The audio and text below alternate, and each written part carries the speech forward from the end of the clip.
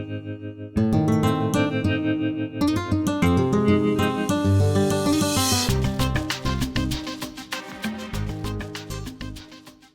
inicio de esta semana, la Procuraduría General de la República confirmó finalmente haber abierto una investigación en contra del gobernador de Nuevo León, Rodrigo Medina, en contra de su padre, en contra de su hermano y en contra de su mujer. Ello por los casos de enriquecimiento ilícito, lavado de dinero y asociación delictuosa. Esto es parte y culmina un proceso que viene realizado desde el 9 de julio de este año, cuando el Consejo Nacional Ciudadano presentó una denuncia en contra del gobernador. Habría que recordar que Rodrigo Medina concluye su mandato el próximo 3 de octubre y lo hará cargando el desprestigio frente a los empresarios, la sociedad y la opinión pública de Nuevo León.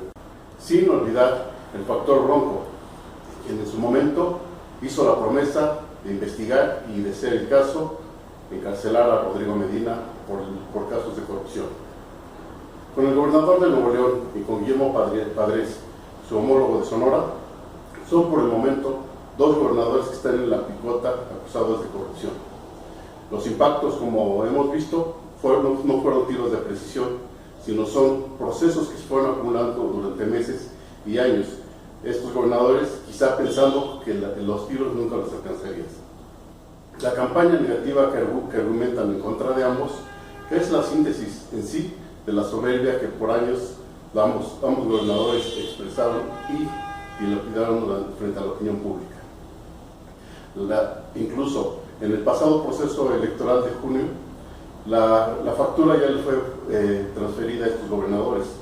Los réditos posibles de carácter político fueron percibidos por sus partidos como carga de la cual tenían que desprenderse, pues las pérdidas de votos fueron suficientes como para tener, si no el triunfo holgado, sí un triunfo cerrado y en algunos casos cuestionado.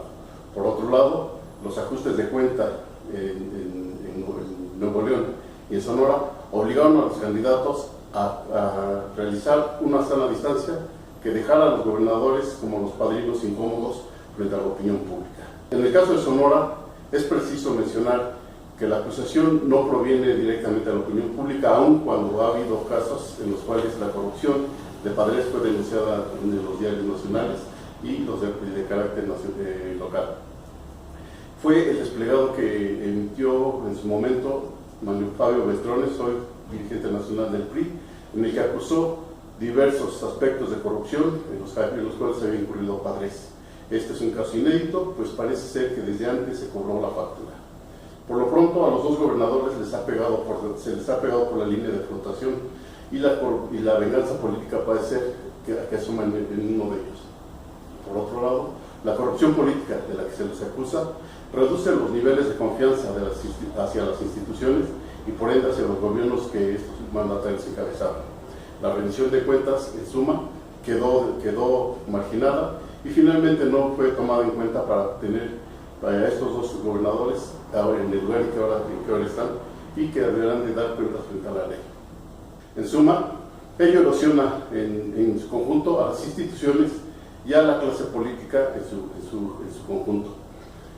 Habría que ver también que al momento de dejar el poder ambos gobernadores habrán de confrontar a sus sucesores en un proceso en la cual la venganza política quizá no esté muy clara, pero sí la aplicación de la ley conforme se les ha advertido desde hace meses. Este es el comentario de Iniciativa Ciudadana para la promoción de la cultura del diálogo. Los invitamos a suscribirse a este canal. Hasta pronto.